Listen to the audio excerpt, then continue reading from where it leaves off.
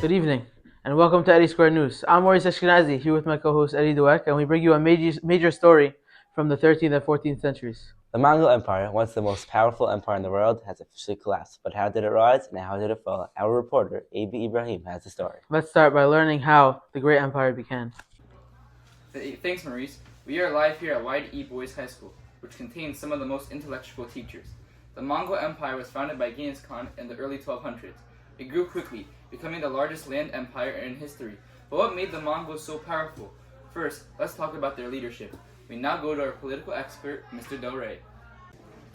Mr. Del Rey, what made Genghis Khan such an effective leader?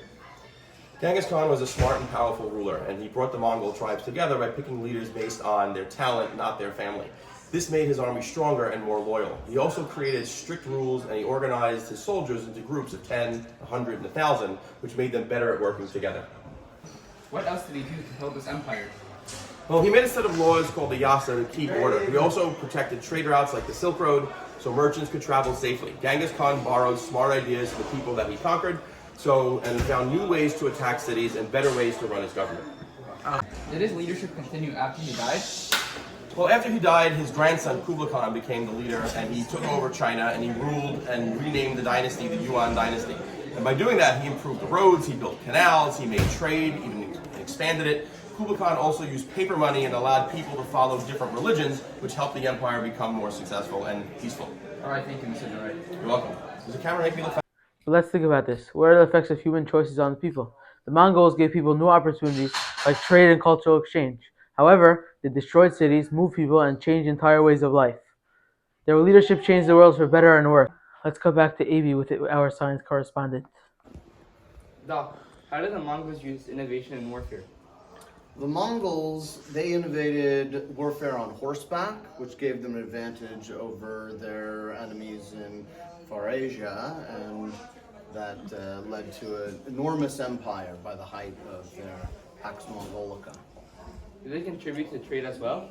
Yes, the Silk Road was very important at that time, linking Europe and Asia, and the trade along those routes was safer under the rule of the Mongols.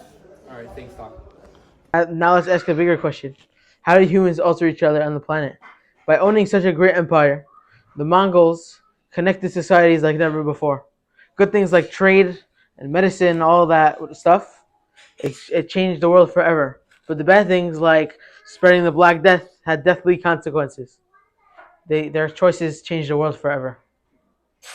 Mr. Schumann, how did the Mongols treat different cultures and religions?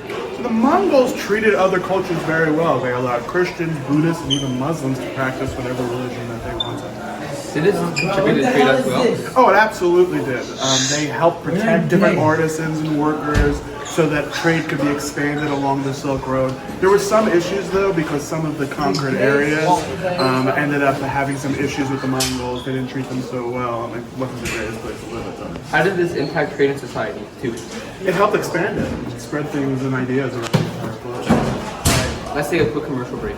In a quiet town, whispers of a mysterious figure began to circulate, a figure known only as Mr. Chris Del Rey. The tranquility of the local schools was shattered, as countless tissue boxes began to disappear without a trace. Students and teachers alike were left in disbelief, facing the unexpected crisis with runny noses and teary eyes. What could have driven Mr. Del Rey to execute such a brazen scheme? As the evidence mounted, bizarre sightings of Mr. Del Rey sneaking through hallways with bulging bags of tissues created an air of intrigue. The once mundane supply became a coveted treasure, sparking curiosity and camaraderie among students to uncover the truth.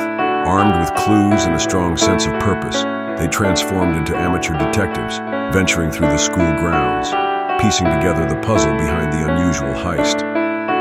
Tension brewed as D-Day approached, where an unassuming gym classroom transformed into the scene of the final showdown. Anticipation filled the air as students confront Mr. Del Rey, surrounded by a mountain of stolen tissue boxes.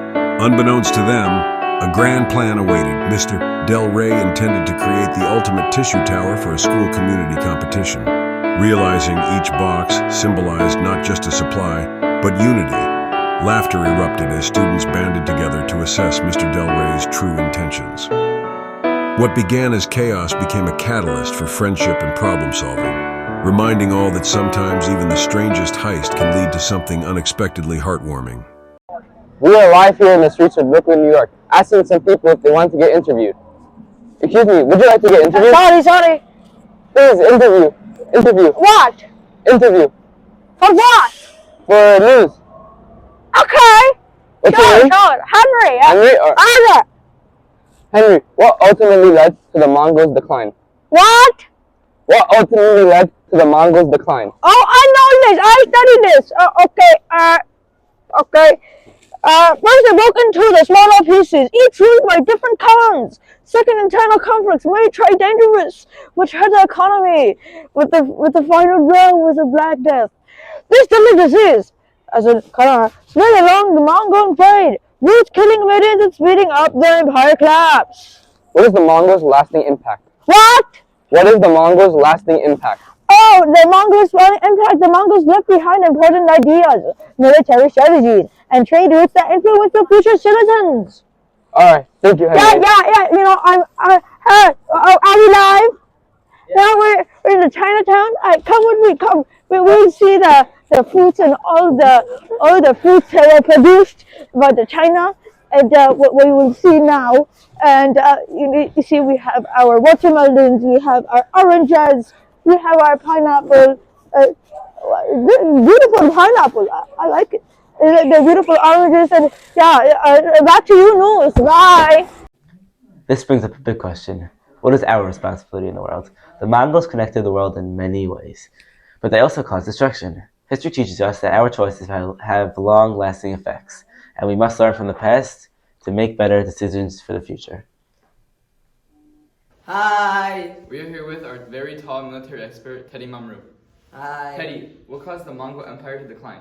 The Mongol Empire got too big to control. All the land and all the leaders, they all started fighting with each other, which caused them to decline, majorly.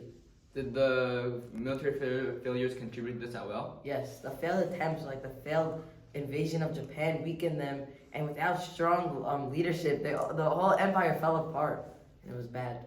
Alright, thank you, Teddy. No problem. We are now going to see the Mongolian Empire weather conditions. We're going to our weatherman, Eddie G. Saf.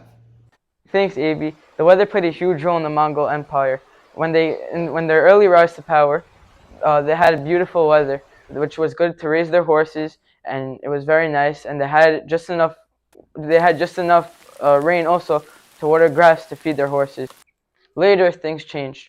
Harsh winters and droughts led to them not being able to feed their armies. This Mongol Empire went from negative 57 degrees in the winter to 96 in the summer. And let's not forget what happened in Japan. Oh shoot! President Trump did the Trump shuffle. In 1274 and 1281, massive storms called typhoons wiped away the Mongolian fleets before they could reach the shore. These storms were so powerful that the Japanese called them kamikaze, or divine winds. They believed that these winds were sent by the gods to protect Japan. And here we see that even the greatest empire in the world couldn't control the forces of the nature. Now let's cut. Before we wrap up, it's time for a quick little round of Eddie Squared Trivia. Let's see if you can get these right. First question. Which statement best describes the Mongol Empire's impact on China? Is it A, the Mongols introduced the Chinese writing system to Russia? B, the Mongols established the Yuan dynasty united China under Mongol rule? C, the Mongols promoted the spread of Buddhism throughout China? Or D, the Mongols destroyed the Great Wall of China?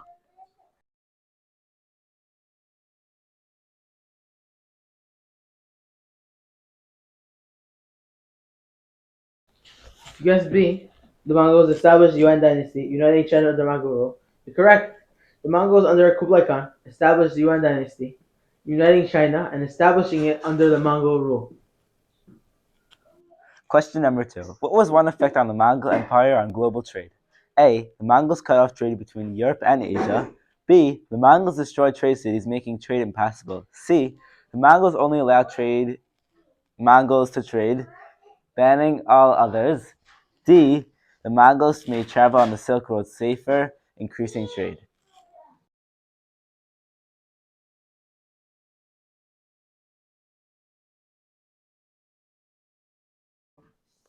If you guessed A, then you were incorrect. The answer was D. The Mongols made travel on the Silk Road safer, increasing trade.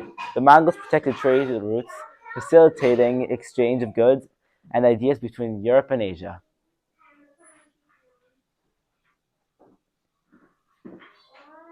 Third question. Which factor was most responsible for the success of the Mongol Empire? Is it A, the Mongols used gunpowder weapons, B, the Mongols' ability to control large amounts of territory,